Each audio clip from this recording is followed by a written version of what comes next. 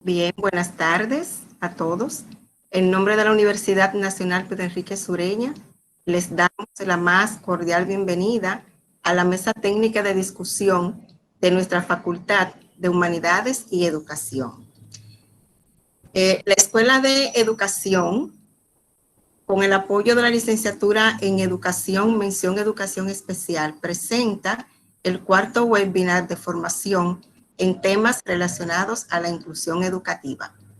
En esta ocasión, con el tema La atención a la diversidad en tiempos de COVID-19, respuestas educativas para todos. A continuación, le paso la palabra a Laura, nuestra coordinadora por excelencia de la licenciatura de Educación, mención Educación Especial de nuestra universidad, quien será la moderadora de este excelente panel. Le paso la palabra a Laura. Buenas tardes y gracias a todos por estar aquí. Buenas tardes. Para mí es un gran placer estar aquí hoy y compartir este espacio con un grupo de profesionales que ayudarán con sus aportes a posibles acciones para la atención a la diversidad. Este encuentro se celebra con el objetivo de analizar la situación educativa actual y las posibles respuestas que atiendan a la diversidad en tiempos de COVID-19, desde la visión inclusiva y de participación. Este es un momento ideal para unir voluntades que ayuden a transformar la educación desde el reto de la distancia y la virtualidad.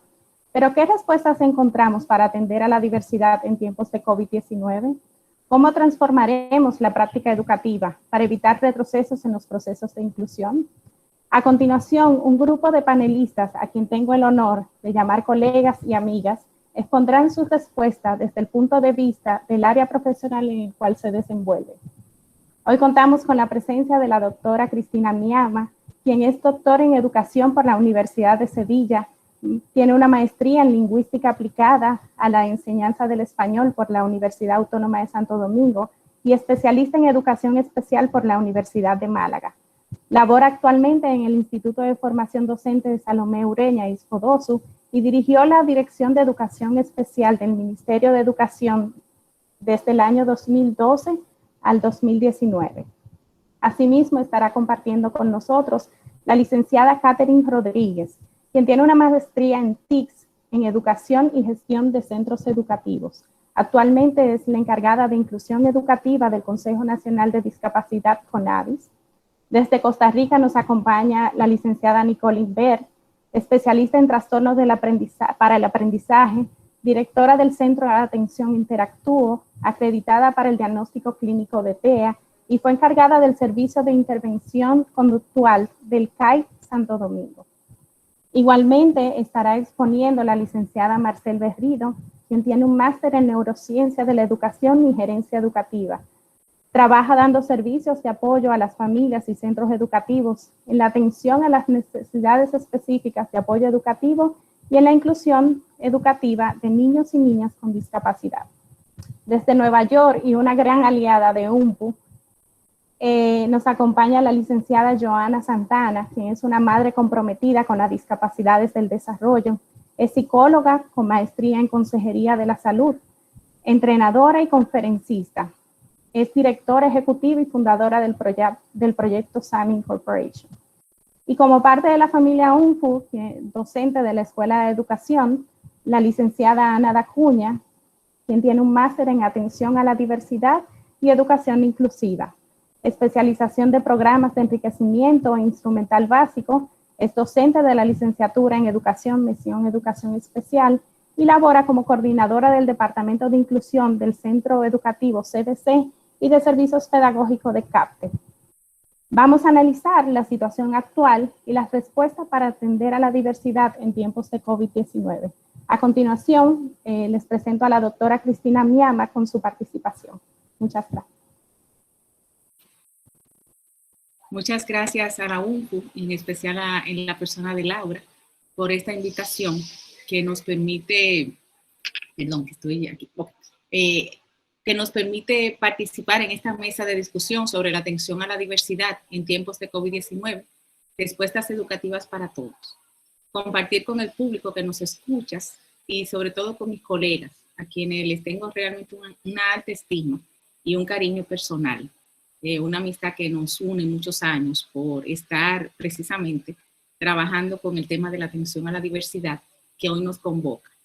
En esta ocasión tenemos un ingrediente nuevo, el COVID-19, que ha sumergido a casi todos los países del mundo al confinamiento como medida preventiva para evitar la expansión del virus.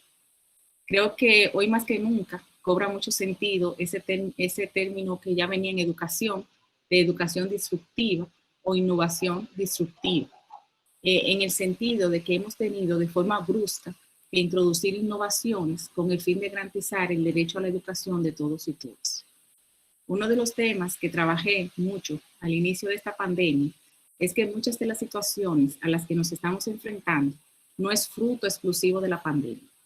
Por lo que siempre que hablo, dialogo, dedico un par de minutos a revisar en qué situación entramos a la crisis. Porque muchas veces entendemos que la situación que estamos viviendo de atención a la diversidad, algunas sí es cierto que se pueden originar producto de esta crisis, de esta pandemia, pero ya otras venían, vamos a decir, en su proceso evolutivo. Por razones de tiempo y también del mismo marco de la mesa técnica, elegí solo 3 para centrarme en ella. La primera es creo que veníamos como país en esa conceptualización entre la atención a la diversidad versus integración, donde muchos de los elementos que veíamos, incluso desde las políticas públicas, más que atender a la diversidad, venían del paradigma de la integración.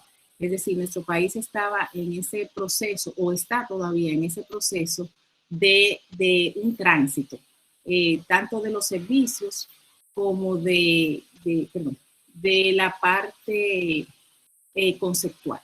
Esto implicaba que a nivel de lo que sucedía en la escuela, yo puse aquí como a nivel de la inclusión en centros regulares y puse un poco la inclusión entre comillas, pues estábamos haciéndolo con muchas dificultades y falta de sistematización.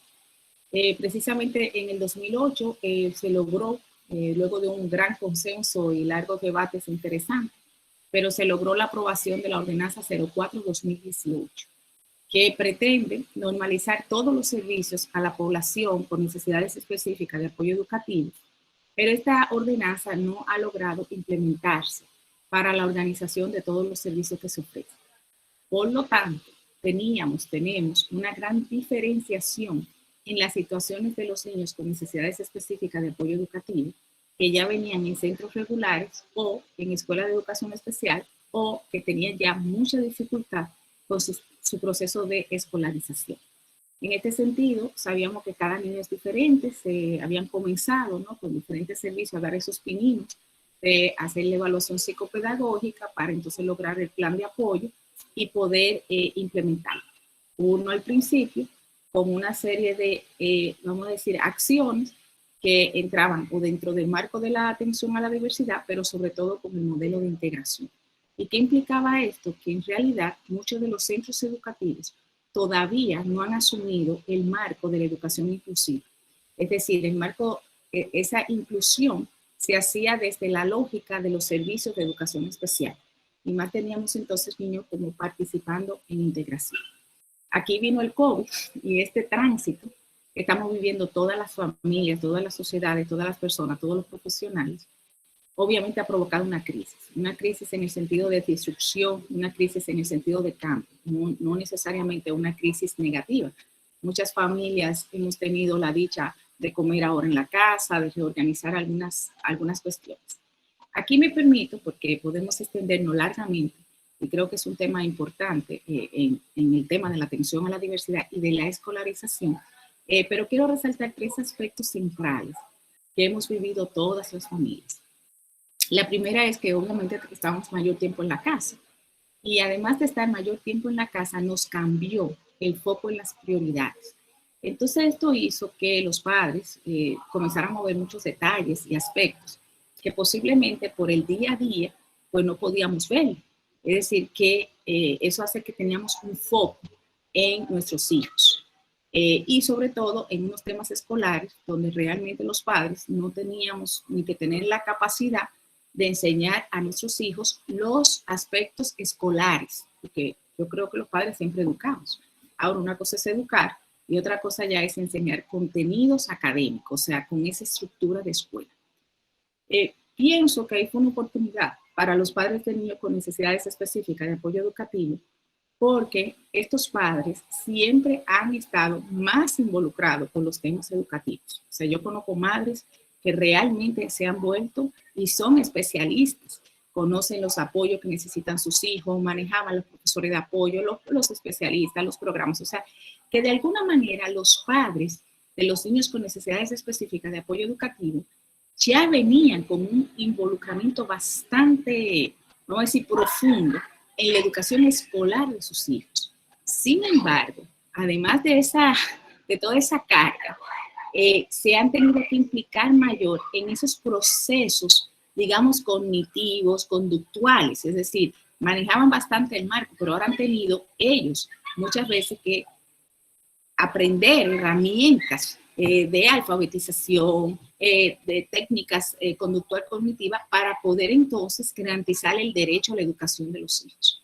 Y eso entonces hizo que repensáramos, y creo que una de las cuestiones de la educación virtual, que nos focalizáramos también en las herramientas tecnológicas. Estoy hablando como en sentido general de todas las familias.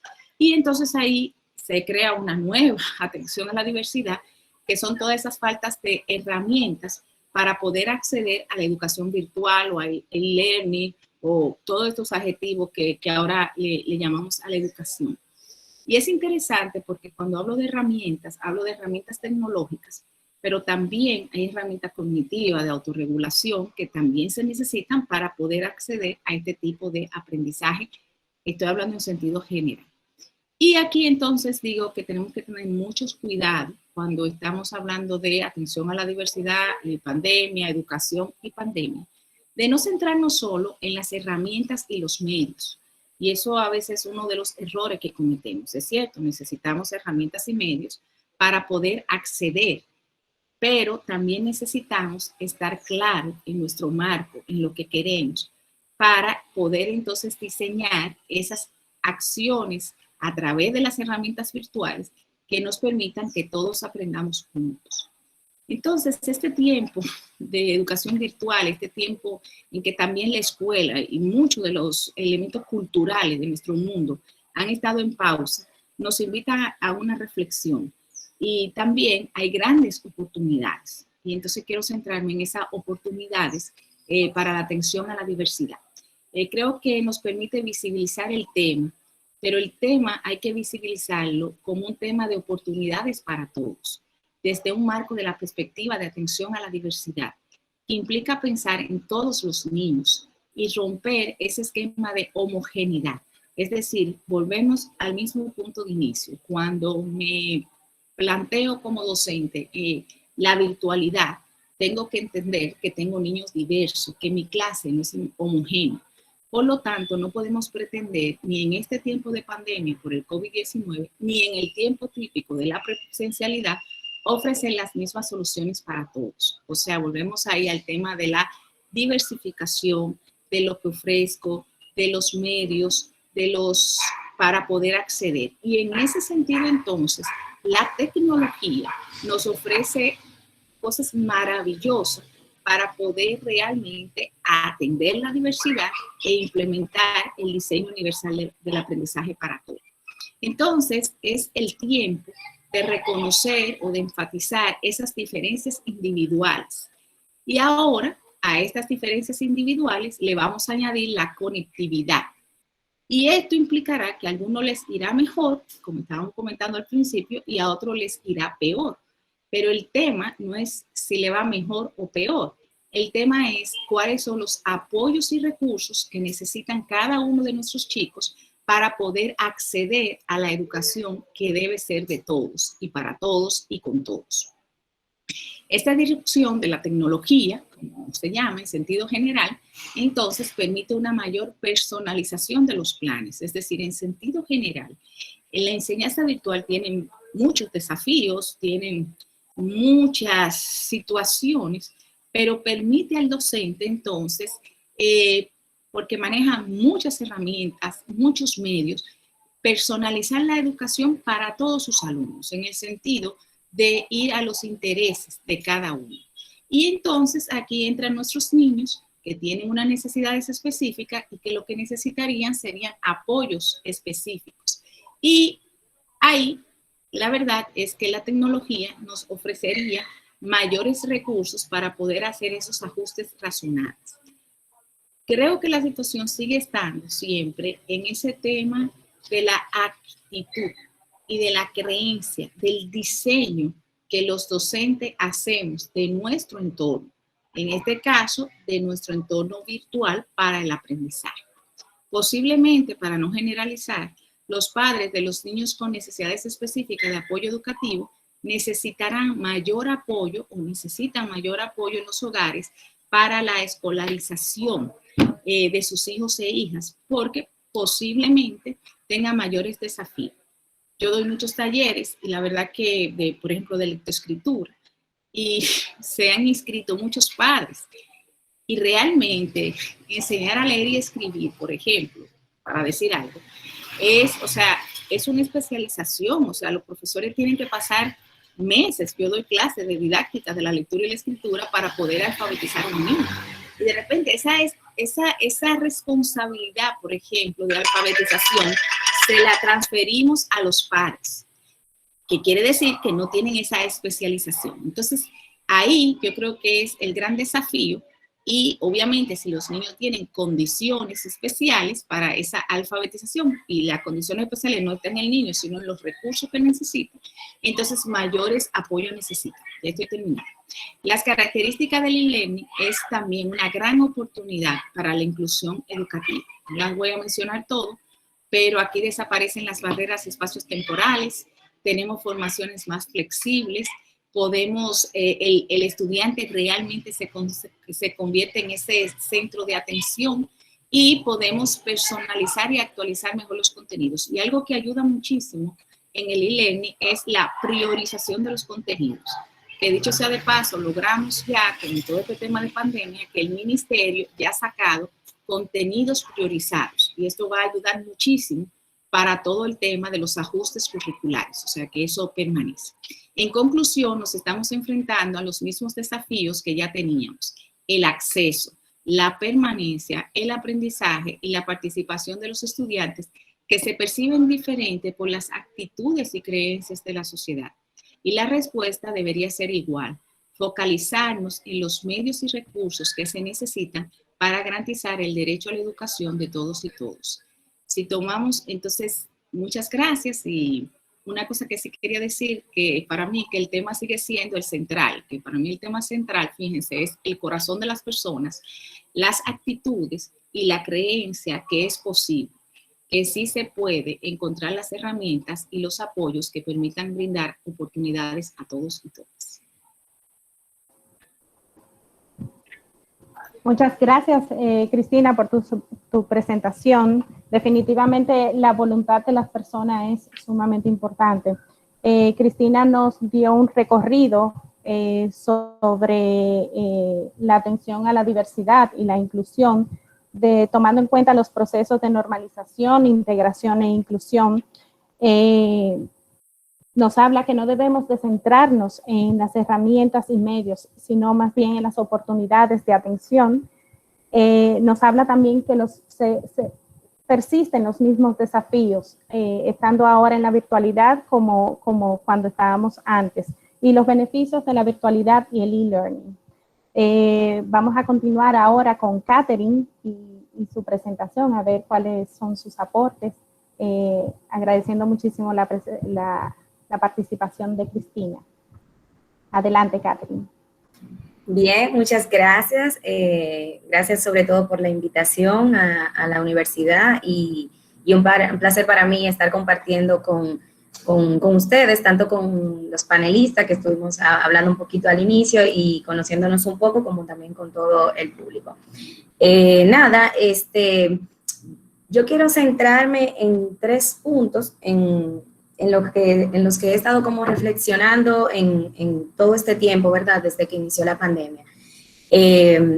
y algunas cositas ya Cristina la mencionó, entonces la voy a pasar un poquito rápido, pero como para organizarme un poco, tengo 3 reflexiones importantes. La primera es cómo nos sorprende el COVID, contexto, ¿verdad? Realidad. Cómo afecta el COVID a los estudiantes con discapacidad, educación a distancia versus estudiantes con discapacidad, y cómo brindar una educación para todos ante el COVID. Entonces, empezando con el primero, de cómo nos sorprende, pues la realidad que la mencionaba también un poquito Cristina, es que antes del COVID pues teníamos dificultades, ¿verdad? Sobre todo con acceso, permanencia y aprendizaje, como lo mencionaba. A pesar de todo el marco legal que tenemos, de inclusión, ¿verdad? Y de educación para todos, de educación inclusiva, pues el país está evolucionando poco a poco. Y es una realidad no solo de República Dominicana, sino a nivel mundial. Entonces, dentro del Ministerio de Educación hemos visto varias estrategias como para responder a la diversidad y son diferentes estrategias de inclusión, tanto del sector público como del sector privado. Entonces, en eso nos encontrábamos en el momento del COVID, es decir, que ya teníamos grandes retos desde antes con la atención a la diversidad. También en ese momento del COVID, pues estábamos años, ¿verdad? Tenemos trabajando con todo lo que es República Digital, y pues como República Digital ya empezaba el Ministerio de Educación sobre todo, ¿verdad? Movilizándose con entrega de equipos tecnológicos a los estudiantes, a los docentes, formación a los mismos agentes. Y también en el sector privado también se han ido incluyendo poco a poco también todo esto de la tecnología. Entonces, a la llegada del COVID, obviamente con grandes brechas digitales, con diferentes niveles, tanto de los docentes como de los estudiantes a la hora de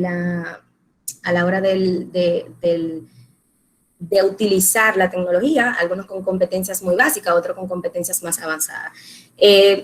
Bueno, ante el COVID viene el cierre de la escuela, y con el cierre de la escuela como estructura, no de la educación, porque obviamente sigue la educación, pero sí la escuela, pues con ella se pierden muchos apoyos que se le dan a los estudiantes, no solo de educación, sino también terapias que se dan dentro del entorno educativo, apoyo en alimentación, en acompañamiento, en recursos incluso para los estudiantes. Entonces, y luego tenemos todo lo que es la calidad y la educación para todos, que bueno, estamos llamados a que aún sea presencial, aún sea virtual, pues debemos de llamar a la calidad de la educación, y que esa calidad sea para todos, porque no podemos hablar de educación, de calidad en la educación, si no es una educación inclusiva, sino una educación que cuenta con todos. Entonces, eso es más o menos el panorama del cómo estábamos. Entonces, cuando llega el COVID, pues, ¿cómo nos afecta? ¿Cómo afecta a los estudiantes con discapacidad? ¿Cómo afecta a la educación?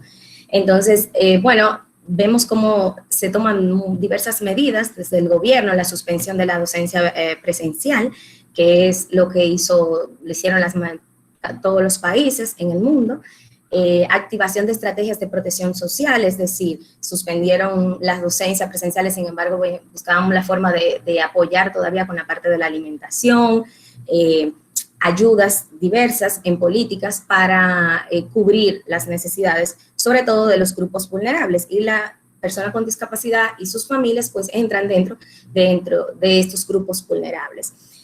Los docentes, realmente yo tengo que felicitarlos a todos, porque los docentes con un gran compromiso, con una entrega y sobre todo con esfuerzo y hasta me atrevo a decir que sacrificio, pues empezaron a trabajar sobre tiempo, de madrugada, amanecidas, como para adaptar y cambiar todas sus prácticas pedagógicas que eran presenciales, pues buscando soluciones, y inclusive para llegar a los estudiantes, con muchos estudiantes que no se podían comunicar, buscando cómo comunicarse por medio de los padres, a través de vecinos incluso, porque no tenían un celular o un teléfono celular inteligente, entre otros. Y bueno, entiendo que la respuesta fue rápida ante el confinamiento, tanto del sector público como privado, buscando la mejor forma de continuar. Se pudo salvar el año escolar, que entiendo que sí tuvo grandes dificultades y grandes debilidades, pero ante la realidad que nos aqueja, pues salió lo mejor que pudo haber salido. El Ministerio de Educación en un primer momento también se volcó, ¿verdad?, en la creación de contenidos digitales para sus plataformas web, para diferentes páginas, educando todas las páginas, y la radio, la televisión, ¿verdad?, para llegar a aquellos que tenían más dificultades con el tema de la tecnología. Entonces, el objetivo a nivel mundial, en todos los escenarios donde hablamos de discapacidad y educación o discapacidad en sentido general a nivel mundial, lo que se busca es avanzar sin dejar a nadie atrás. Es decir, que el COVID no nos obligue a dejar a nadie atrás, que aunque estemos en una situación difícil, pues sigamos contando con todos. Otro punto que afecta es la inequidad en cuanto al acceso digital debido a recursos económicos. Para nadie es o sea, no todo el mundo está consciente de que la discapacidad a veces genera incluso mayor gastos a las familias. ¿Por qué? Porque las barreras suelen representar gastos económicos. Entonces, eso es algo que tiene que ver con la inequidad en cuanto a acceso tecnológico, porque la tecnología es bastante costosa, no solo en República Dominicana, sino a nivel mundial. Mientras algunos estudiantes prosperan, que también creo que Cristina lo mencionó un poquito ahí, con la tecnología, algunos estudiantes prosperan, le va incluso mejor en un entorno en línea. Hay otros estudiantes que no tienen autorregulación, que necesitan la organización y la motivación del profesor que esté ahí cercano. Muchos sitios web y programas simplemente no son accesibles para todos los estudiantes, entonces necesitamos hacer una mayor búsqueda, una mejor selección de las herramientas que vamos a utilizar como docentes para escoger aquellas herramientas y aquellos portales que son realmente accesibles para todos. Entonces, antes de pasar al último punto, sí me gustaría puntualizar en cuanto a, por ejemplo, el Zoom, ¿verdad? Nos dimos cuenta cómo usar Zoom, Kahoot, tenemos muchas herramientas que estamos utilizando, pero qué tan accesibles son, qué tanto me permiten el intérprete, qué tanto me permiten la lectura, un software de lectura, también la escuela debe de proveer no solo el recurso tecnológico, sino que ese recurso venga con accesibilidad, por ejemplo, con lectores, ¿no? Con software lectores para estudiantes con discapacidad visual, entre otros. Entonces, todos esos detalles que a veces sí se ven y otras veces pasamos por alto. Entonces, finalmente, ¿cómo brindar, verdad, una educación para todos ante el COVID? Algunas estrategias. Bueno, pues seguimos hablando de diseño universal, seguimos hablando de ajustes razonables, ¿verdad? Seguimos hablando de instrucción diferenciada, pero hay 3 puntos importantes que quiero puntualizar. Uno es el encuentro, otro es la flexibilidad y por último el andamiaje. En cuanto al encuentro, sigue siendo de suma importancia, aunque estemos en una educación virtual, a distancia, el encuentro, aún sea por este recurso, una videoconferencia, una cámara, pero es importante ese verse, profesor-estudiantes, ese sentir que hay alguien que está ahí contigo, aunque no está físicamente, pero sí sentirlo, sentir a sus compañeros, porque las escuelas son espacios de socialización y se necesitan. Entonces también necesitan ese conectar con las emociones que se ven más o se pueden percibir más fácil cuando estamos viéndonos ante una cámara, ¿no? Y vemos esas emociones y regulaciones. Entonces, eso es importante. También el encuentro, quiero puntualizar el hecho también de la familia, que es un aspecto positivo, si me lo preguntan a mí. La familia, aunque sea por razones obligatorias, ha tenido que involucrarse más en el proceso de enseñanza-aprendizaje de sus hijos. Nosotros como docentes siempre estamos pidiendo, ¿verdad?, que la familia se involucre más. Algunas vemos familias muy comprometidas, pero otras muy alejadas de este proceso de enseñanza-aprendizaje. Y ahora se han visto en la obligación de ser parte y de estar más de cerca en el proceso de enseñanza-aprendizaje. Y entiendo que eso ha sido muy positivo. Hemos perdido en algunas cosas, porque como decía Cristina anteriormente, pues los padres no son, ¿verdad?, especialistas en alfabetización y han tenido que aprender, y sí, quizá en la alfabetización no le ha ido tan bien al estudiante, pero por lo menos en el seguimiento han estado más presentes. Entonces, la flexibilidad, que también es un aspecto muy importante en cuanto a la dosificación de las tareas, menos tareas, quizá más completa, que puede evaluar más competencias, pero sí la reducción de las mismas. el multiformato, la instrucción diferenciada, el DUA, ¿ok? Entonces, todas esas estrategias tenemos que ir viéndola en cuanto a flexibilidad. Y también en cuanto a andamiaje, bueno, que es importante ir de lo más sencillo, de lo más casero, ¿verdad?, a lo más elaborado. Es decir, a pesar de que estamos en una educación a distancia, en una educación virtual, tenemos que tratar de utilizar los recursos del medio, ¿ok? Entonces, ir de lo más, no porque tengamos los recursos para hacer, por ejemplo, sumas y restas, operaciones, fracciones, ¿verdad?, que podemos hacerlo en formato tecnológico porque hay muchos juegos y recursos que hay en línea. Antes de empezar con el recurso en línea, deberíamos de empezar con el recurso más físico y que tenemos más a mano, más casero. Entonces, también, y por último, quiero mencionar, pues, la globalización de la educación. Lo bueno también del COVID, o no quiero decir lo bueno, pero una de las posibilidades que da el COVID es que es un proceso en el que no estamos solo nosotros, sino que es a nivel mundial, que todos los países están buscando soluciones y todos los países también están creando respuestas y materiales para responder porque tenemos los mismos problemas. Entonces hay muchos portales, que igual lo voy a pasar a Laura.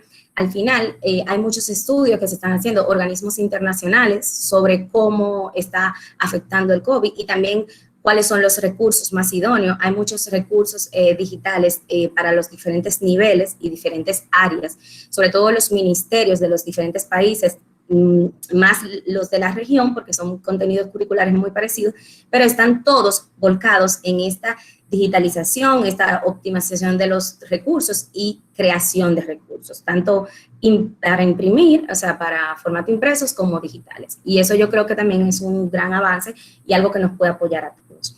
Entonces, con eso cierro. Muchas gracias por escucharme y bueno, estaré aquí para preguntas al final, si hay alguna. Muchas gracias, Catherine. Catherine nos hace un llamado a la calidad de la educación para todos y avanzar sin dejar a nadie atrás. Pone sobre la mesa la problemática de la accesibilidad en las diferentes plataformas digitales y pone énfasis en 3 puntos específicos en la educación: el encuentro, la flexibilidad y el andamiaje. Y definitivamente nos recuerda que no estamos solos en esto. Así que muchísimas gracias, Catherine. Vamos a darle paso ahora a la licenciada Nicole Imbert, que nos expondrá su parecer ahora. Bueno, gracias por la invitación. Laura, gracias a la UNFU por permitirme este espacio de compartir y de crecer y aportar en un tema que sin lugar a duda pues nos toca a todos y nos afecta a todos. Quisiera, además de lo que han dicho Cristina y Catherine, dar una percepción más amplia desde el punto de vista psicológico de la situación que estamos viviendo, cómo esto nos ha impactado, qué ha desencadenado esto a nivel terapéutico y ver un poco los pros y los contras de esta situación, cómo hemos crecido, qué cosas hemos aprendido y qué desafíos tenemos, y dejar también una gran parte para poder dialogar luego de que todos mis compañeros se expongan. Entonces, sin lugar a duda, quiero empezar porque esta situación es descrita como una calamidad desde el punto de vista psicológico, donde una catástrofe que alcanza a muchas personas, que tuvo una aparición imprevisible y que ha presentado un gran número de afectados, y donde las consecuencias de esto desbordan y cuestionan los recursos y los medios que todos hemos tenido y de la colectividad, y que sin lugar a duda producen una importante desorganización social. Entonces, ¿cómo respondemos nosotros a todo esto y cómo se desarrollan ciertas dificultades a partir de esto? Pues definitivamente experiencias inmediatas que podemos tener, como la afectación del virus, de la familia, el fallecimiento de familiares, antecedentes y rasgos de la personalidad, la presencia de algún trastorno o alguna discapacidad, la edad, el tiempo y otros apoyos como tener hermanos, padres en convivencia, aire libre, espacio en casa, hace que nuestra reacción y nuestra respuesta a esta situación pueda ser diferente en muchos momentos. Entonces, ¿qué estamos viendo nosotros a nivel terapéutico? Y lo quiero dividir principalmente en dos áreas.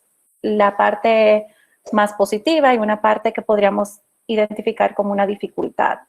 Entonces, definitivamente a nivel terapéutico, creo que una vez más los tanto los profesores como los terapeutas mostramos esa gran capacidad de adaptarnos, de responder, esa motivación que traemos de dar lo mejor de nosotros, donde en una situación estamos viendo nuestro apoyo, una situación que también nos afecta a nosotros, una vez más mostramos esa capacidad de empatizar y de dar lo mejor de nosotros y de crear y reinventarnos. Una de las cosas que yo más he visto es esa capacidad a abrirnos a nuevas estrategias. Hemos tenido que crear apoyos visuales, aprender herramientas que, aunque antes estaban ahí, no necesariamente sabíamos todo el uso que le podíamos dar y el alcance que ellos tenían. Tenemos un mayor conocimiento de estrategias.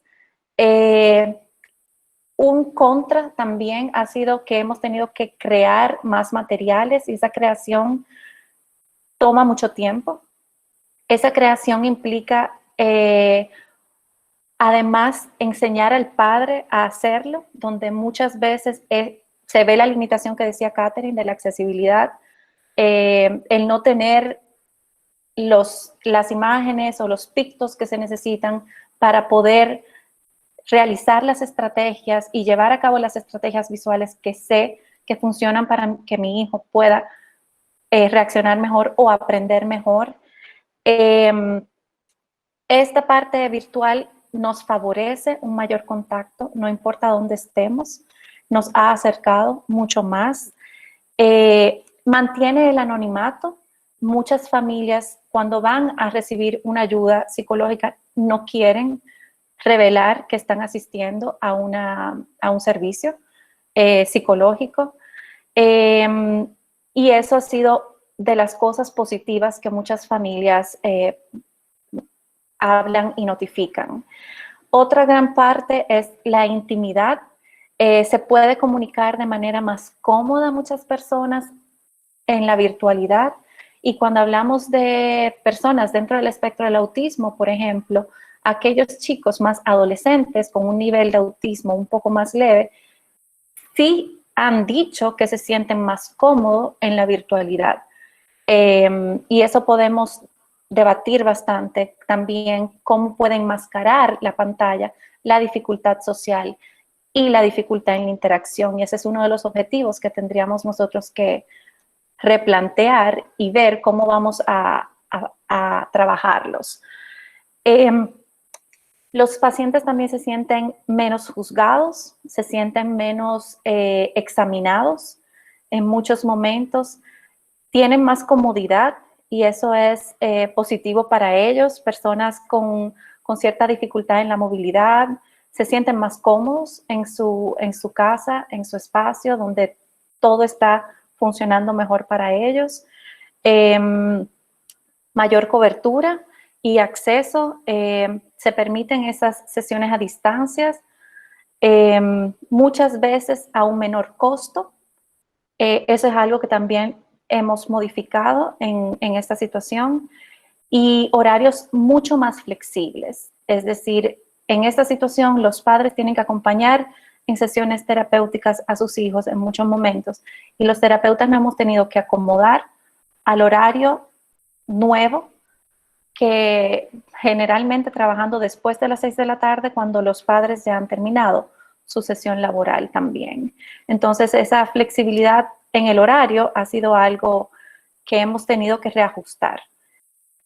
¿Qué cosas han sido un poquito más desafiantes? Pues definitivamente, como lo mencionó Catherine, el problema de la conectividad ha sido uno de los mayores desafíos.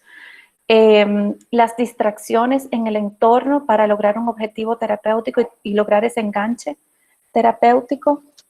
Los terapeutas tenemos que competir con los mayores reforzadores de los niños, están en las pantallas muchas veces o están más a la mano. Entonces resulta un desafío poder enganchar nuevamente en una sesión o comunicarnos mejor cuando tenemos otros aspectos que están compitiendo con nuestra interacción.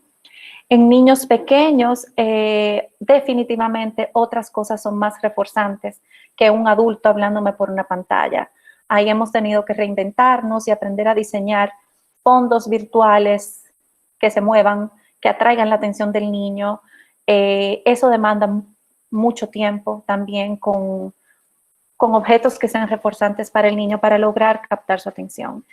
Y en esa parte es muy importante describir que nos perdemos el lenguaje no verbal, nos perdemos ese análisis de cómo se siente la persona en muchos momentos. No le vemos completo, solo vemos una parte de la persona y ahí nos perdemos una parte demasiado importante de la comunicación no verbal que sin lugar a duda transmite un mensaje y que nos abre la puerta a una conexión con la persona.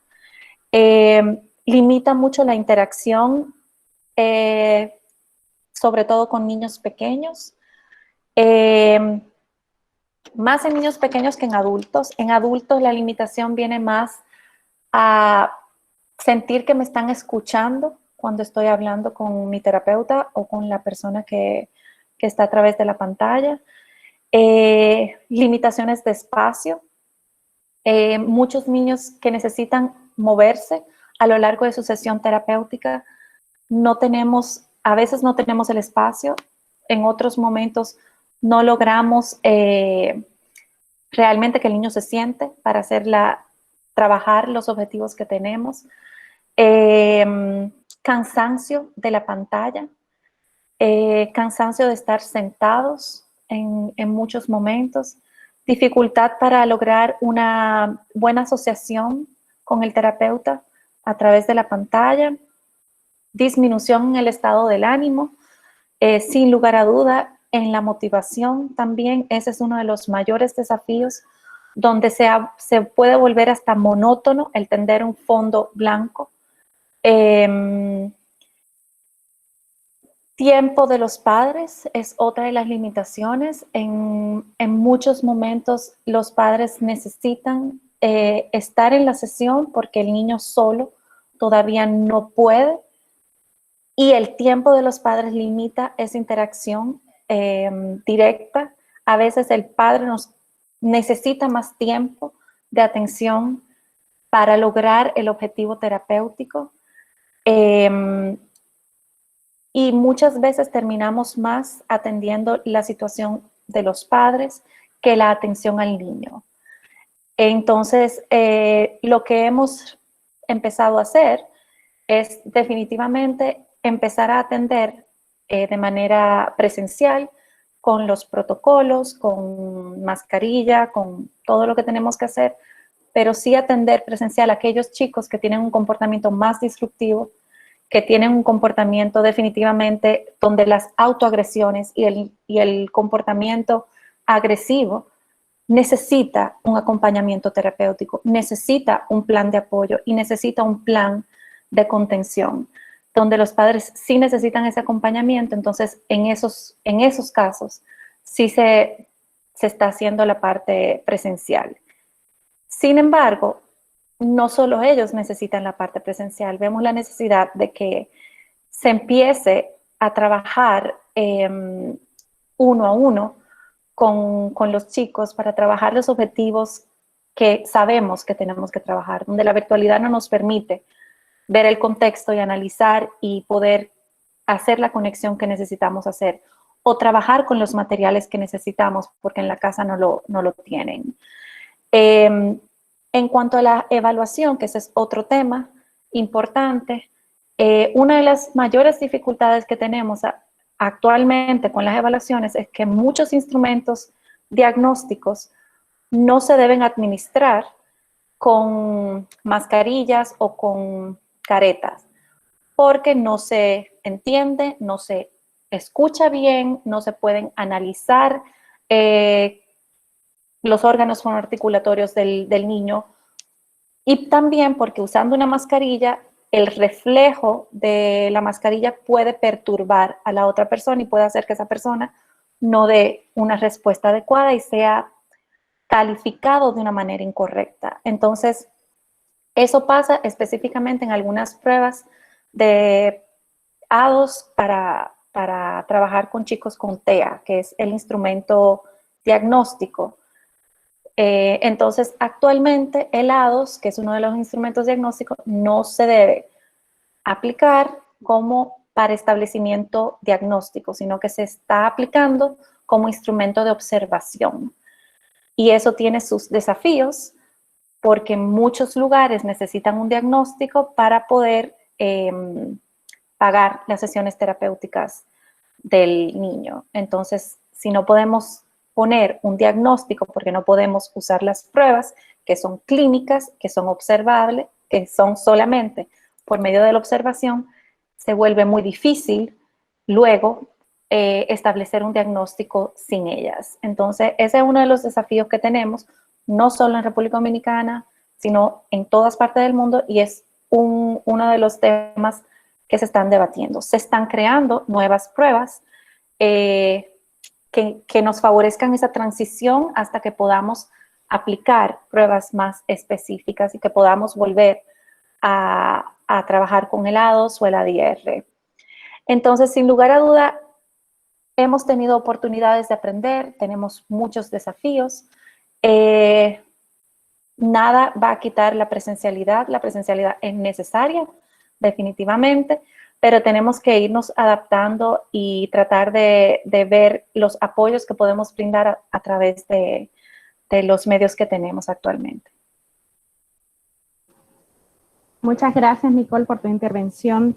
Me quedo con la idea de que estamos viviendo una calamidad, una catástrofe a nivel psicológico, como así lo planteas. Igualmente que la tecnología, en vez de convertirse en una barrera para ciertos chicos, pues al revés, puede ser un aliado. Y un punto interesantísimo que tocaste es cómo los instrumentos de evaluación en diagnóstico de situaciones específicas, en este caso de TEA, inclusive han tenido que reinventarse para poder dar respuesta a las necesidades actuales. Muchísimas gracias, Nicole, y entonces pasamos ahora con Marcel Berrido para conocer un poco desde su perspectiva. Perdón. Bienvenida, Marcela. Gracias, Laura. Agradeciéndote también la oportunidad de poder participar y aportar en espacios como este. Quiero empezar diciendo que, igual que Cristina, pienso que hay algunas cosas que nosotros teníamos que no fue que trajo el COVID, y voy a empezar con eso. Esta crisis en términos de educación inclusiva o en términos de atención a la diversidad, lo que ha hecho es poner de manifiesto las dificultades o barreras a los que realmente se vienen enfrentando la comunidad de diversidad funcional, la comunidad de personas con discapacidad, estudiantes con discapacidad o que necesitan algún apoyo educativo desde hace un tiempo. Es importante que valoremos, como también bien decía Nicole, las circunstancias que se han podido agregar a estos chicos, a estas familias, como son quizás la alteración de sus rutinas que le puede estar generando algún tipo de ansiedad o que interrumpe sus procesos terapéuticos y educativos, los sentimientos de inseguridad y ansiedad que se pueden estar manejando en el entorno familiar por todo lo que ha acarreado la crisis, la posible pérdida de algunos miembros familiares, quizás la posible carencia de alimentos o de medicamentos, quizás la exposición a situaciones de violencia, entre otras circunstancias que pudieran estar también agregándose a la realidad a la realidad de las familias donde hay niños y jóvenes con discapacidad o con diversidad funcional. Yo pienso que la problemática general que tenemos es el que todavía hemos planteado modalidades educativas muy generalizadas y muy rígidas. Y aquí voy a hacer una aclaración. La problemática no es la virtualidad. La problemática viene siendo la generalización de una modalidad y la rigidez con la que lo estamos manejando, que quizá no nos ha permitido todavía diferenciarlo y adaptarlo a las necesidades específicas de nuestros estudiantes. En ese sentido también, entonces, se nos presenta que tenemos a los directivos y a los docentes de las escuelas tan enfocados en responder de manera inmediata a la generalidad y con muy pocas herramientas para la diferenciación en este momento. Entonces, aquí se nos presenta, obviamente, la falta de opciones que tenemos para mediar y guiar el proceso de aprendizaje de nuestros niños con diversidad funcional o con discapacidad. Es importante que tomemos en cuenta que como yo bien decía, la problemática no es la virtualidad, sino que tenemos un alto porcentaje de estudiantes con diversidad funcional o con discapacidad que no están recibiendo educación con los apoyos necesarios. Quizás están integrados, pero no tienen los apoyos necesarios. Vamos a decir, están participando en alguna manera, pero sin los apoyos que necesitan para que realmente se dé el aprendizaje. Lo que a mí de manera personal me preocupa es que en este proceso, si no actuamos pronto, si no proponemos y tomamos decisiones pronto con estrategias, puede estar creciendo a un nivel muy rápido las brechas de desigualdad que empiezan a limitar y a impedir la participación de nuestros chicos en los entornos escolares y educativos. Y eso nosotros sabemos que tiene un impacto, no solamente porque perdió el año escolar o no participó del año escolar, sino que cuando se afecta la participación de nuestros niños con discapacidad y diversidad funcional en el entorno escolar, eso tiene impacto en cómo van a participar más adelante en otros entornos sociales. Entonces, así aparecen, aunque sea inconsciente, algunas prácticas de discriminación que pudieran permanecer un largo tiempo y pudieran estar amenazando el proceso de inclusión que como país hemos estado llevando. La realidad es que hay demasiados cambios sociales, familiares y emocionales para que nosotros pensemos siquiera en sugerir o implementar modalidades o lineamientos generalizados. En ese sentido, yo apelo y mi propuesta siempre va a ser que sigamos teniendo espacios como estos, donde nos reunamos un equipo multidisciplinario para repensar y redefinir cuáles son los métodos de enseñanza que estamos utilizando, cómo vamos a buscar la forma para que realmente respondan a todos los niños y en el caso que nos atañe a nosotros, a nuestros niños con diversidad funcional, a nuestros niños con discapacidad, mientras también los protegemos de todo el contagio, de todo lo que implica el COVID-19. También importante valorar los servicios que podemos ofrecer a través de métodos alternativos para asegurar, como yo decía, la participación de ellos y la inclusión. Y muy importante, yo pienso que es replantear el rol de los padres en el proceso educativo de nuestros niños y cómo nosotros, que somos los profesionales, los que manejamos estrategias, podemos ayudarles y ofrecerles herramientas para que ellos puedan participar. Y me atrevería a pensar también cómo otros sectores sociales pueden apoyar. Y se me ocurre pensar en, por ejemplo, la flexibilidad, cómo pensaría el sector empresarial la flexibilidad de horarios para padres que tienen niños y niñas con discapacidad o con diversidad funcional para que puedan en algún momento pues dar el apoyo que se necesita. Si vamos a buscar una respuesta, es importante pensar, mis compañeras lo mencionaban, cuál es la capacidad de atención que tiene ese niño, la tolerancia a estar sentado, los niveles de funcionalidad, la capacidad de autorregulación, cuáles son sus habilidades visuales y auditivas, cuáles son sus necesidades específicas, si hay necesidades graves en el entorno del hogar, si hay una alta posibilidad de retroceso con alguna modalidad o con alguna estrategia y definitivamente su salud, cuáles son las condiciones de salud que se presentan.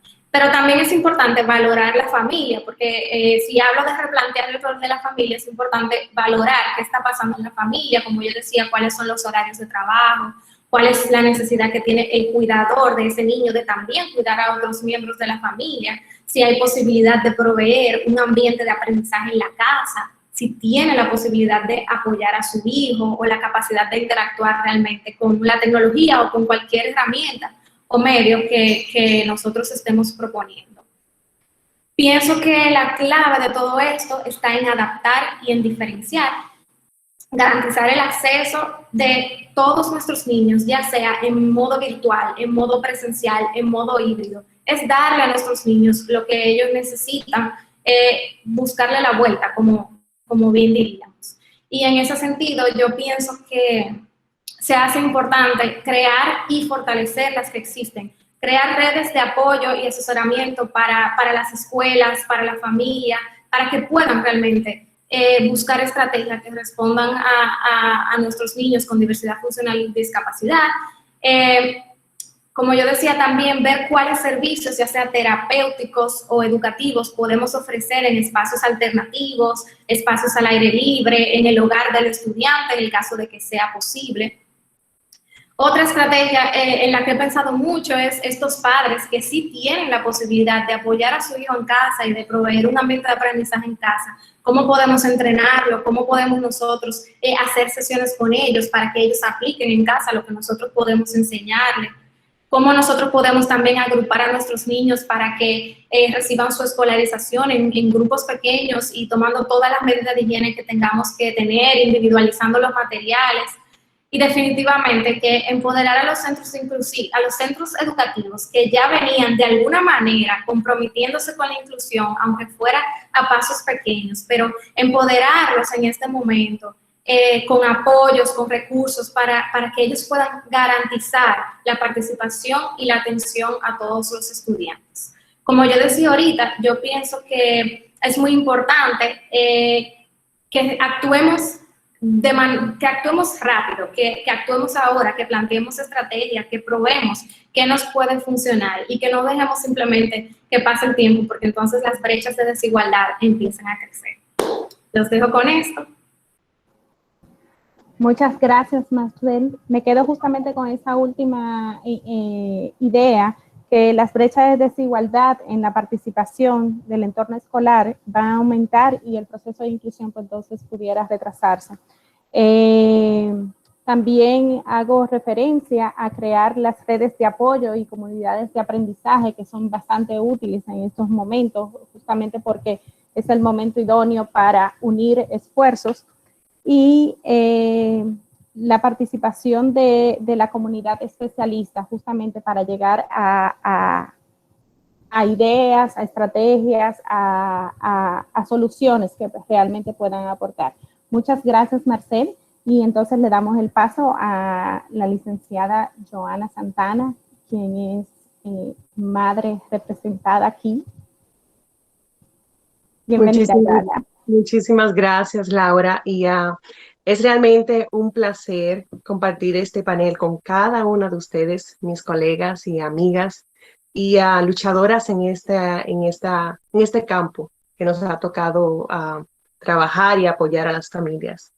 Precisamente como familia vengo a este panel y me gozo escuchar a las panelistas anteriores a mí, como hay tantos aspectos interesantes y al mismo tiempo cuántas perspectivas diferentes que necesitamos traer a la mesa para poder considerar todos los ángulos de esta situación. Entonces, cuando reflexionaba sobre la atención a la diversidad y la respuesta educativa para todos, definitivamente, desde la perspectiva familiar, reflexiono en la separación que representa para cada familia la realidad que le ha tocado vivir y la atención que ha podido recibir, tomando en cuenta la condición del desarrollo y la necesidad educativa de sus hijos, donde todo el espectro de manifestaciones y síntomas se manifiesta. Entonces, esta separación, esta realidad, la cual se traduce diferente para cada hogar, creo que ha afectado las diferentes respuestas educativas que han tenido que recibir, aceptar y adaptarse. No Perdón, solamente... Joana, perdón sí. Que te interrumpa, sí, que la cámara parece que se volteó. No hay problema, estamos en vivo. Gracias. Decía que a pesar de que no resido en la República Dominicana, encuentro que las preocupaciones de padres y madres de personas con desórdenes del desarrollo, especialmente aquellas condiciones severas, son muy similares a las que escucho en mi entorno aquí en Nueva York. Desde insuficiencia o falta de dispositivos electrónicos en el hogar, espacio reducido en las casas para acomodar a todos mis hijos, que no es solamente uno, son 3, de manera que no se interrumpa uno con el otro. La poca familiaridad o el desconocimiento total de las plataformas virtuales y sus usos.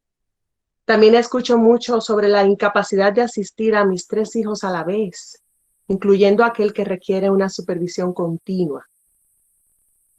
Es cerca de los padres desde el ámbito laboral, la incapacidad de continuar trabajando desde el hogar y cumplir con todas las responsabilidades laborales y brindar apoyo a mi hijo con necesidad especial. En aquellos casos que han tenido la oportunidad de conservar sus trabajos. ¿Qué tal aquellas familias que han tenido que improvisar para lograr el mantenimiento financiero en el hogar? ¿Y qué tal aquellas personas, como el caso nuestro, que desde el principio de la pandemia han sido declarados como trabajadores indispensables y han tenido que continuar la rutina como la tenían de manera, o igualito como la tenían antes de la crisis?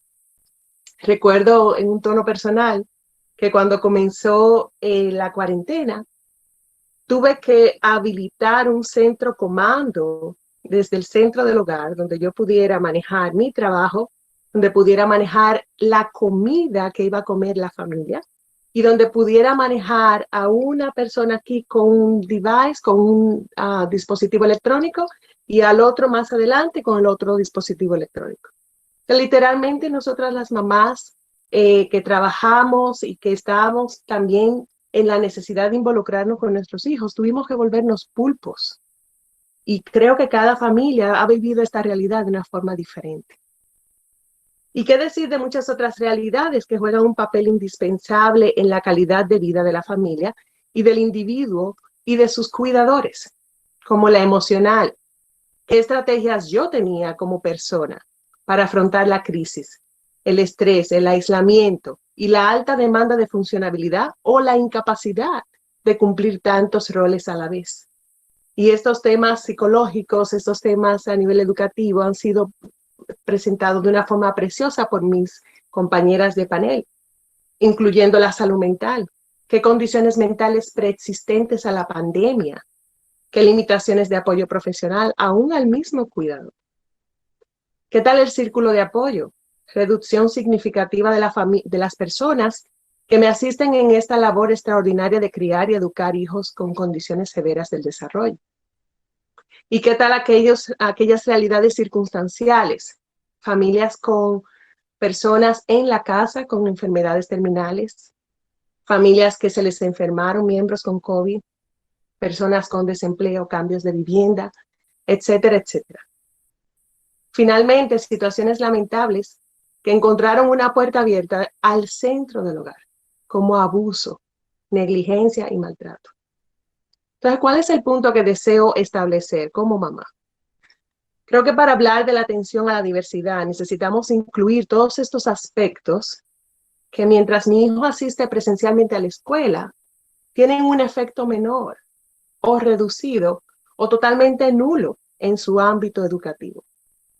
Y pensar que no tendríamos suficiente tiempo para hablar sobre el impacto en el desarrollo de nuestros hijos que esta crisis ha causado. Por ejemplo, la falta de continuidad de los procesos terapéuticos, la ausencia de intervención profesional a la hora de comportamientos desafiantes. O sea que la familia realmente ha vivido esta realidad de una forma muy individualizada y trae a la mesa todos estos aspectos que cada familia de una forma u otra tiene que manejar.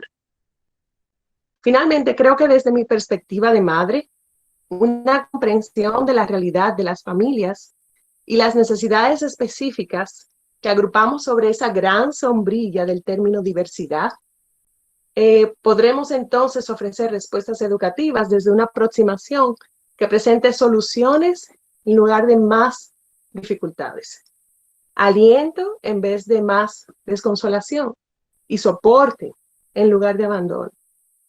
¿Qué pide en mi rol materno? Me encantaría que validemos el hecho de que hemos dado por sentado que las familias de personas con necesidades educativas y del desarrollo estaban listas para asumir la realidad que nos ha tocado vivir. Quisiera escuchar un interés genuino por las familias, escuchar sus perspectivas, sus experiencias vividas dentro del centro del hogar. Me encantaría que haya más flexibilidad frente a las metas educativas, planes curriculares y objetivos administrativos que serán literalmente imposibles cumplir si estamos dependiendo del apoyo de una familia que no ha sido tomada en cuenta o que no recibe ese apoyo que necesita. Me encantaría que fortalezcamos los vínculos escuela-hogar, maestro-padre, incrementar escuelas para padres, no solo para el fortalecimiento de las habilidades adaptativas, estrategias terapeutas que puedan ser usadas en casa y el apoyo. Y finalmente, propiciar grupos de apoyo para el manejo emocional de la familia. La familia necesita mucha ayuda, no solamente para el cumplimiento de las demandas educativas, pero también para poder afrontar toda esta demanda que ha podido recibir. Muchísimas gracias y ha sido un placer estar aquí. Muchas gracias, Joana. Definitivamente el ver el rol de la familia en todo esto es sumamente importante. Joana menciona justamente la preocupación de la familia, que no importa el contexto en el que viva, la preocupación siempre sigue siendo la misma. También hace referencia y hace un llamado a la flexibilidad en los planes educativos y de crear más vínculos entre escuelas, especialistas y la familia en sí. Y sobre todo que se tomen en cuenta a la familia para la toma de decisiones a nivel de educación. Muchas gracias, Joana, y continuamos entonces con la licenciada Ana Dacuña.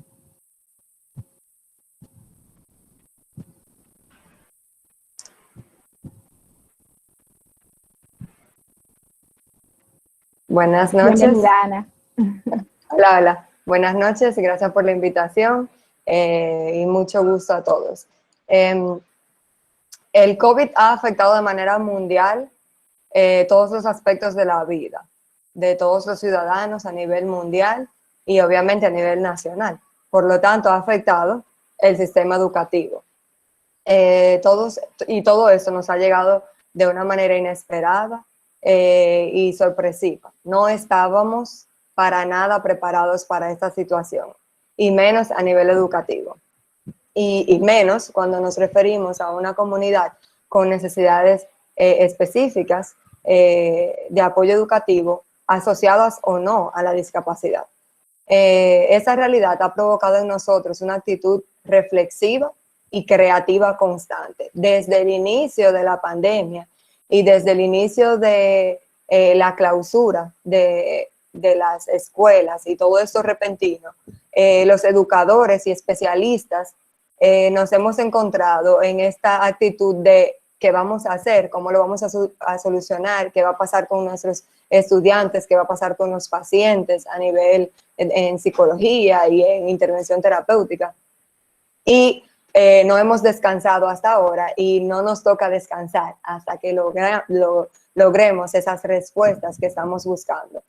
Nos ha mantenido cuestionando nuestras prácticas, nuestros caminos, las soluciones educativas que habíamos desarrollado y que necesitamos ofrecer y desarrollar actualmente. La pregunta gigantesca es ¿cómo logramos seguir avanzando y trabajando para una educación para todos, que no deje a nadie afuera, que todos puedan tener acceso? ¿Y cómo logramos respetar ese derecho a la educación que es fundamental y no negociable para todo el mundo sin importar su realidad o su condición?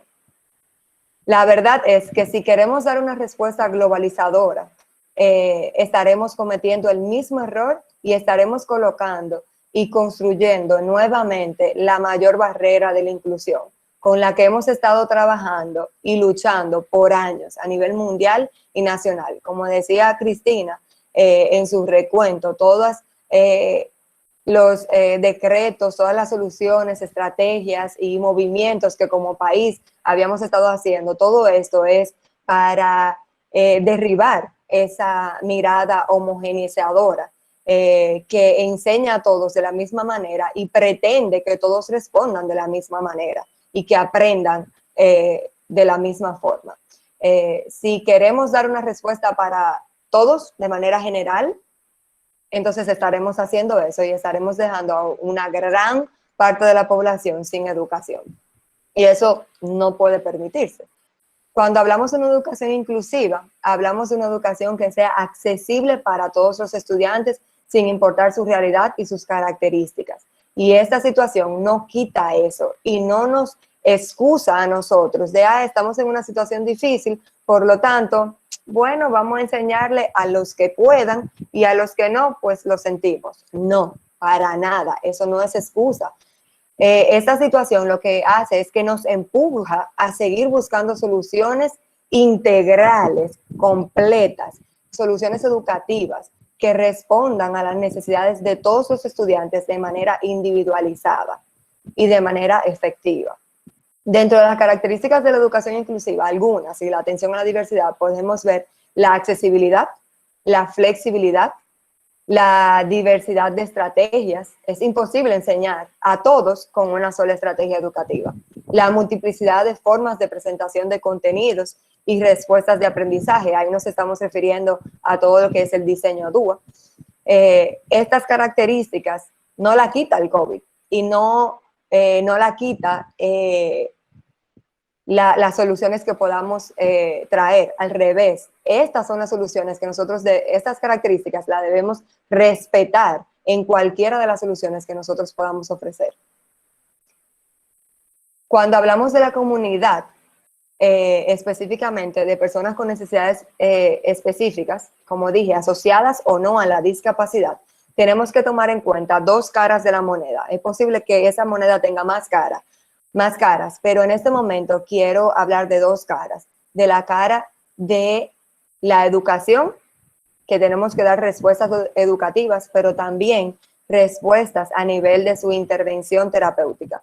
Como sabemos, bien sabemos que las personas con discapacidad o necesidades específicas de apoyo educativo necesitan sus terapias, necesitan apoyos especializados de diferentes profesionales en diferentes áreas para poder desarrollar habilidades que les ayuden a ser parte de su comunidad, a tener una participación activa en la educación y en su comunidad.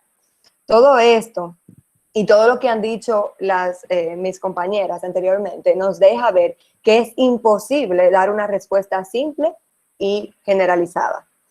Por lo tanto, para poder dar respuestas educativas, y en mi caso quiero referirme a respuestas psicopedagógicas, o sea, que envuelvan ambas caras de la moneda, y respuestas ajustadas, efectivas y acertadas, es de suma importancia el análisis del contexto y de las realidades que presentan estas comunidades. Cuando me refiero a comunidades, hablo de dos comunidades, de la comunidad física, eso quiere decir de dónde viven esas personas, las realidades socioeconómicas que viven, los accesos que tienen, tanto de transporte, de movilización, sus realidades a nivel de salud, etcétera. Y también estoy hablando de comunidades de personas con discapacidad o con las necesidades, o sea, las personas con autismo, las personas con síndrome de Down, las personas con discapacidad visual, estas comunidades. Tenemos que analizar todo el contexto de estas comunidades y entonces poder, luego de el resultado de estas analizadas, poder dar frente a los resultados de este análisis, entonces dar soluciones que permitan que todos puedan participar de manera activa. No es que, está ahí y ya. No. Que sean parte de, evitando que al dar una respuesta única o dar respuestas pobres, o sea, que no tengamos muchas opciones, que nada más tengamos una o dos, presencial o virtual, por ejemplo, al dar respuestas no diferenciadas, estemos quitándole o privando a nuestros estudiantes con discapacidad su derecho a la educación y acentuando prácticas discriminatorias, como mencionaba Marcel. Para lograr todo esto, necesitamos que todos los sectores socioeconómicos se sienten a tomar decisiones que puedan beneficiar los procesos educativos de todos los estudiantes. También eso lo mencionaba algunas de mis compañeras. La verdad es que el sector educativo no puede sentarse solo, porque entonces los padres tienen horarios inflexibles de trabajo, cuando nuestros chicos con necesidades necesitan un tutor, necesitan una persona que esté acompañándoles. Y cuando sus empleadores le dicen tienes que estar frente a una computadora y no te puedes parar de ahí, entonces ¿quién va a apoyar en la educación o en sus terapias a sus hijos? Quiero mencionar algunas palabras claves en todo esto. La palabra principal en toda esta situación y antes del COVID también era una palabra clave en educación para todos, es la flexibilidad. No podemos tener respuestas cuadradas, rígidas. Tenemos que hablar de diversificación, de individualización, tenemos que priorizar qué es lo que nuestros estudiantes necesitan aprender. Tenemos que priorizar cuáles son esas competencias funcionales y que son 1A para su vida. Tenemos que también sintetizar, que es parte de lo que está haciendo el Estado, y tenemos que ser intencionales en los programas que creamos, tanto a nivel educativo como a nivel psicopedagógico, de intervención terapéutica. Una de las cosas que esta situación nos ha dejado conocer es la debilidad que tenemos en la formación de nuestros estudiantes con necesidades específicas, asociadas a una discapacidad o no, en cuanto a las competencias relacionadas a la tecnología. Nos vemos frente a chicos que no pueden prender una computadora, que no pueden estar frente a una cámara, que necesitan habilidades para la virtualidad que no tienen y que nunca se le ha ofrecido, porque pensábamos que tal vez eso no era una necesidad dentro de su repertorio, pero ahora vemos que lo es y necesitamos abordar esas competencias y agregarlas dentro del repertorio de habilidades que nosotros debemos enseñarles. Nosotros también necesitamos crear programas que sean integrales, donde tanto la parte terapéutica como la parte educativa trabajen juntos para que podamos, para que no perdamos este año escolar y nuestros chicos puedan estar recibiendo lo que realmente necesitan. Asimismo, ahora, instituciones de formación de formadores, tenemos el reto de analizar, evaluar y crear, agregar y desarrollar nuevas competencias en los profesionales que estamos formando, valga la redundancia, que van a estar a cargo de esa educación de nuestros chicos, que van a estar a cargo de esas estrategias, de esos programas educativos, para que ellos puedan dar respuesta a la diversidad sin importar la realidad o la situación contextual que pudieran vivir en algún momento dado. La verdad es que tenemos muchos retos por delante, pero entiendo que hay esperanza porque como país tenemos la información y profesionales que juntos, teniendo este tipo de conversaciones y de espacios, podemos llegar a soluciones acabadas, soluciones acertadas, efectivas y pertinentes, oportunas en esta situación y que puedan realmente darle a nuestros estudiantes ese acceso que ellos necesitan a su educación y a los servicios de apoyo que necesitan. Así como dijo Catherine, yo entiendo que nosotros como país tenemos la información y los profesionales para no dejar a nadie atrás. Y juntos creo que podemos hacerlo. Muy bien, muchas gracias, Ana. Me quedo justamente con una idea que creo que se ha mencionado durante toda esta tarde, que es que no podemos dar soluciones generalizadas a la diversidad, porque de por sí su nombre lo dice. Tenemos una diversidad que tenemos que dar respuesta diversa. Me quedo justamente con tu glosario de palabras: flexibilidad, diversificación, priorizar, competencias funcionales, sintetizar y tener una intención clara. Definitivamente esta tarde ha sido riquísima. Compartir con todos ustedes ha renovado un poco, saber que no estamos solos, saber que como especialista todos tenemos un punto de vista, sin embargo tenemos bastante claro el qué debemos de atender y cómo lo debemos de atender. Yo las invito, por favor, a que abran sus cámaras y poder compartir un momento de interacción. Y en todo lo que estamos hablando, es importante saber que estamos hablando específicamente de la educación especial, de la atención a la diversidad, y queríamos aclarar que la atención a la diversidad incluye a todos los niños, aquellos neurotípicos, aquellos niños con discapacidad, aquellos niños con situaciones de aprendizaje, y que todo esto justamente es la diversidad en el aula. Así que todo lo que estamos hablando aplica para todas las familias a nivel general. mientras hablaban, se me ocurría una pregunta y era, ¿qué herramientas necesitan desarrollar los maestros justamente para diversificar las oportunidades y experiencias y los recursos de aprendizaje? Si alguien quisiera abordar esa parte. Bueno, Laura, yo pienso que son muchas, pero me gustaría destacar una, que es el poder trabajar en equipo, el poder valernos de otros profesionales, de otros docentes, para aplicar prácticas que a ellos les han funcionado, para diseñar juntos estrategias y voy a mencionar otra, además del trabajo en equipo, y es el poder nosotros retarnos y atrevernos a probar cosas nuevas y ver cómo funciona y ver cómo nosotros podemos ir adaptándola y haciendo que funcione. Porque pienso que, y voy a hablar como educadora, pienso que a veces los educadores pensamos que se espera como la perfección de nosotros desde el primer momento y eso nos impide atrevernos a innovar, a poner en práctica nuevas estrategias que pudieran ser de mucho éxito en nuestra práctica.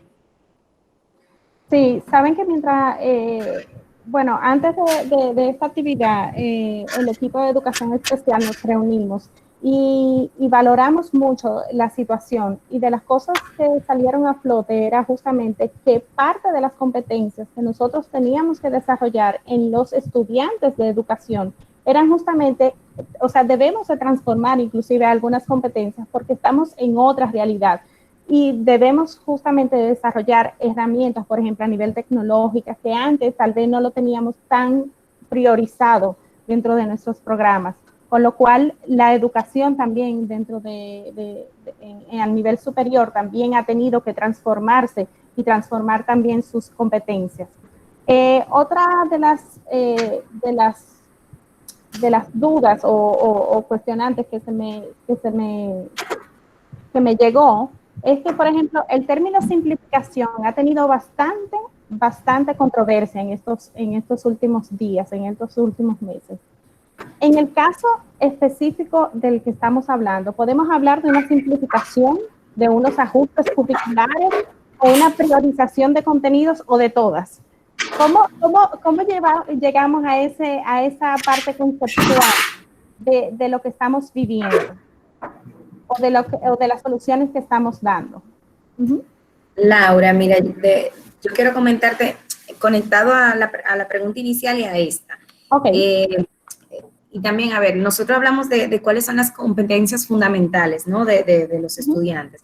Y entonces, muchas veces nosotros los docentes nos enfocamos mucho en las competencias que tenemos que desarrollar en los estudiantes, sin nosotros primero probar esas competencias en nosotros. Entonces, por ejemplo, como mencionaba Marcel, no solo el trabajo en equipo, yo voy más allá a trabajo colaborativo. Estamos hace tiempo hablando de la estrategia de trabajo colaborativo, pero esa estrategia no se ve efectiva. ¿Por qué? Porque no hay un trabajo colaborativo entre los docentes, que es donde debe de iniciar. Entonces, ahora cuando hablamos también de potenciar las competencias, pues un trabajo colaborativo entre docentes es perfecto para la realidad que estamos buscando ahora mismo, porque si nosotros trabajamos en proyectos donde yo pueda ver diferentes cosas con una sola tarea, yo puedo evaluar tanto matemática, español, naturales, sociales, y yo puedo trabajar todas las áreas, pues estamos agilizando y estamos simplificando, como tú lo dices, porque estamos representando una sola tarea, que el alumno va a estar envuelto en ella en una semana, pero estoy evaluando competencias de las diferentes áreas curriculares. Entonces, tenemos que transportar todas estas competencias que queremos desarrollar y afianzar en los estudiantes, también en nosotros los docentes. Para poder trabajarlas, tenemos que vivirlas. Entonces, entiendo que eso es un reto que tenemos.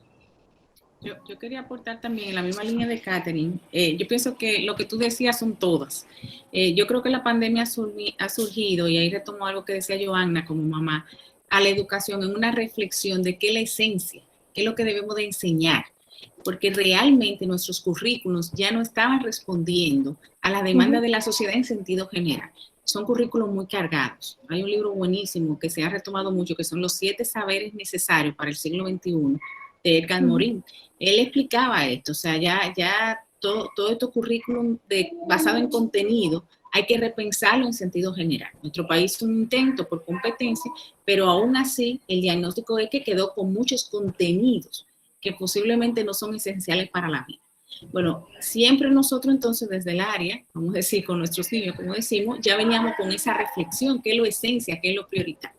Yo creo que siempre tenemos que ir en base a la educación general para garantizar la inclusión, o sea, que nuestros niños vayan participando. Entonces, con los niños con necesidades específicas, como decíamos, yo creo que es fundamental eso, partir de las necesidades. Yo creo que eso no tiene que quedar claro. Y ahora se agrega, no me acuerdo, fui apuntando, se agregan nuevas necesidades, decía alguien, la tecnología, el acceso, la familia, Marcela hablaba de la violencia, entonces es partir de esas necesidades para lograr la personalización de la enseñanza en sentido general, o sea, en sentido general es el gran desafío de la enseñanza. Ahora, con nuestros niños, con necesidades específicas, habrá que hacer individualizaciones, ¿cuáles? Las que ellos necesiten para poder acceder y participar. Yo creo, para cerrar también, que me ha fascinado y agradezco mucho a la UNFU estos espacios porque se necesitan, que volvemos a la esencia de que la educación necesita repensarse y repensarse juntos. Y cuando lo repensemos, no repensar como el niño con características específicas, sino acabar de dar el salto de repensar una educación para todos y todas desde ese diseño universal. Yo creo que esa sería la invitación que me fascinó, bueno, la exposición de todos, pero definitivamente hay que ir sacando esas herramientas que aquí han salido, de esos elementos que necesitamos para ese diseño universal.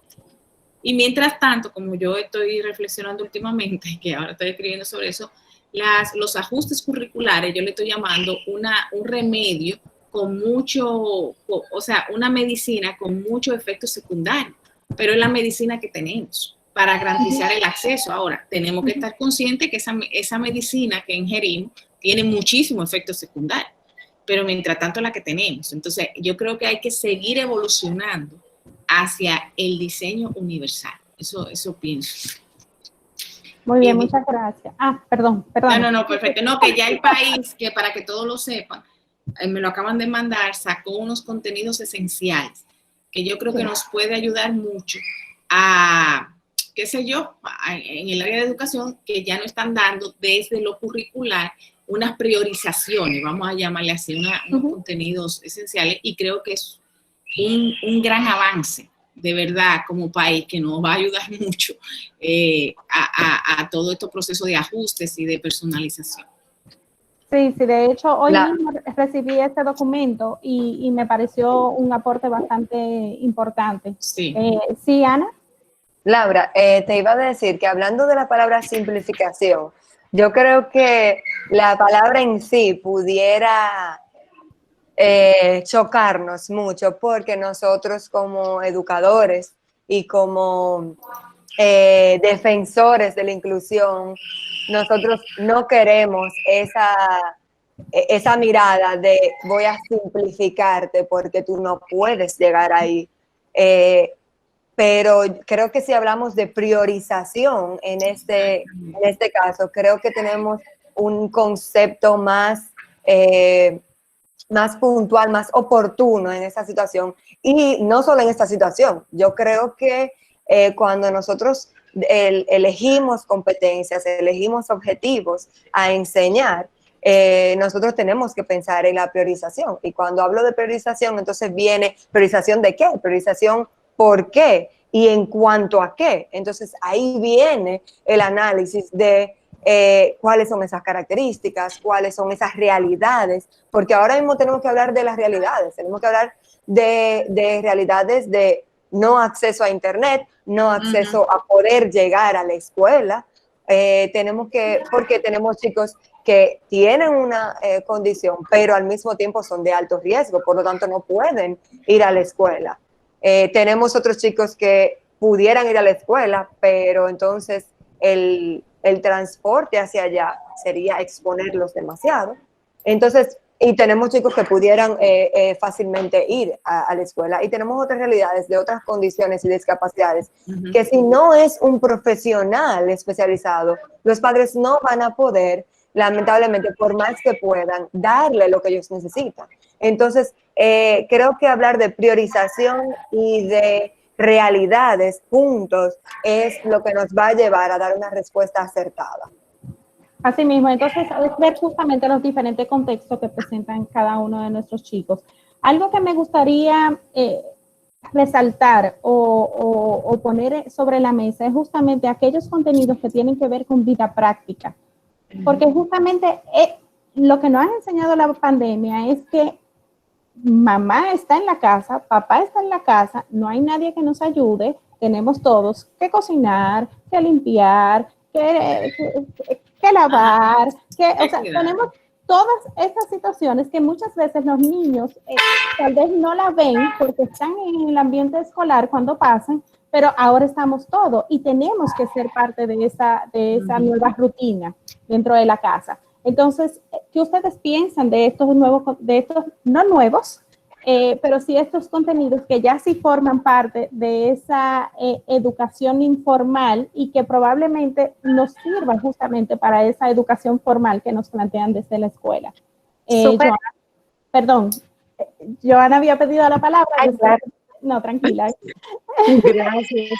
Precisamente yo creo que ahí es que viene el desafío de traer al contexto actual, al aquí y al ahora, esos contenidos, ese currículo. ¿De qué me sirve seguir enfocada en la historia cuando estoy viviendo aquí una historia patente? Se está haciendo historia a medida que hablamos. Entonces, ¿cómo yo puedo ser sensible a esta es la realidad? Y no solamente esta aplicación del currículo va a ayudar al muchacho a ajustarse a esta realidad, pero también va a ayudar a la familia a formar parte de esa realidad. Totalmente, Nicole. Gracias, Laura. Mira, cuando hablabas de qué competencias tenemos que desarrollar en los profesionales y en los estudiantes, yo pensaba un poquito en eso, en mirar a la persona, en mirar qué necesita la persona para poder vivir, para poder seguir aprendiendo, para poder desenvolverse también en su día a día. A veces solo miramos sus dificultades, las cosas que son difíciles para él hacer y nos olvidamos de que es persona, de que tiene necesidades básicas en las que le tengo que acompañar, en las que también tengo que pensar y que también tengo que educar. Entonces, esa mirada a veces no le enseñamos, a veces le enseñamos solo a mirar un diagnóstico, a mirar una discapacidad, a mirar una etiqueta. Y nos olvidamos de que hay una persona, de que hay una familia, de que hay una comunidad que detrás de esa persona que necesita un acompañamiento, que necesita desarrollar habilidades y competencias para el día a día. Entonces, esa mirada a la persona hace mucha falta en la sociedad y hace mucha falta en los profesionales también. Marcel, ¿querías agregar algo? Bueno, sí, cuando mencionaste de esas competencias y habilidades que son esenciales para la vida práctica de la persona, ¿verdad? Y de nuestros niños. Es algo que se ha hablado mucho, incluso desde el inicio de la pandemia, pero siempre lo que pienso es, nos está llevando la crisis a repensar la educación, porque no es en la pandemia. Es en todo tiempo, como nosotros, la pandemia se va a ir, esperemos, en el nombre de Jesús, ¿verdad? Se va la pandemia, pero ¿cómo nosotros vamos a tener un sistema que respete esa enseñanza que nosotros tenemos? Porque necesitamos tiempo, necesitamos espacio, necesitamos priorizar esa competencia y esas habilidades que le van a servir para su vida. Que no es que le van a poner un cotejo y logró una serie de requisitos, como decía Cristina, es un currículo tan cargado. No, es que le vamos a dar cosas que van a ser esenciales para su vida, para él como persona, con su realidad, con su situación, con sus circunstancias, con su condición. Para su vida le van a servir esas habilidades. Yo iba a decir, Laura, que, bueno, tú y yo lo habíamos conversado, y pudieran decir, bueno, sí, pero la vida práctica no es el todo, pero no estamos hablando de que el currículo va a ser enseñar a hacer un sándwich o tomar una escoba y barrer. No, es que yo puedo enseñar matemáticas, yo puedo enseñar lengua española, yo puedo enseñar a leer, yo puedo enseñar a escribir a través de esas competencias de vida práctica. Yo puedo enseñar al niño matemáticas en un supermercado. Yo puedo enseñar matemáticas, sumar, restar, fracciones, cocinando. ese es el asunto, y lo hemos hablado, pero como que no terminamos de poner los pies donde van. Y espero que esta situación, esta crisis, esta pandemia nos haga finalmente llegar a poner los pies sobre la tierra y dejar de estar como hablando de lo mismo sin tomar una decisión a largo plazo. O sea, que la tomemos y que la pongamos en práctica y que trabajemos sobre eso. Exactamente, poner acción. Y justamente este espacio, eso es lo que planteaba, buscar acciones concretas, buscar acciones de que sepan que estamos aquí y que pueden contar con nosotros para este tipo de encuentros, para llegar a soluciones para toda la comunidad. Yo creo que es algo bastante arriesgado lo que voy a decir, pero ya la palabra inclusión, inclusive, ya a mí me suena un poco hasta segregadora en ese sentido. Cuando hablan de inclusión, solamente piensan en las personas con discapacidad. Completamente de acuerdo. Y no se dan cuenta de que la inclusión somos todos. Entonces, ya hasta la misma palabra a mí me suena un poco segregadora. Lo que tenemos que tener bastante claro es que tenemos que trabajar en una educación de calidad para todos, no importa la discapacidad, no importa la situación, no importa el contexto, no importa la religión, es una educación para todos. No sé si alguien quería agregar algo más, voy a revisar las preguntas. Me parece que aquí hay una preguntita de Mabel. Laura, perdón, no me puedo quedar callada con eso que tú acabas de decir. Es que, bueno, yo te lo había dicho y creo que todo el que ha hablado conmigo lo ha escuchado, incluso mis estudiantes los han escuchado. Y es que yo creo que nosotros tenemos que llegar a un momento donde entendamos que no es educación especial, educación inclusiva, es educación y ya. Es una sola educación, una educación para todos.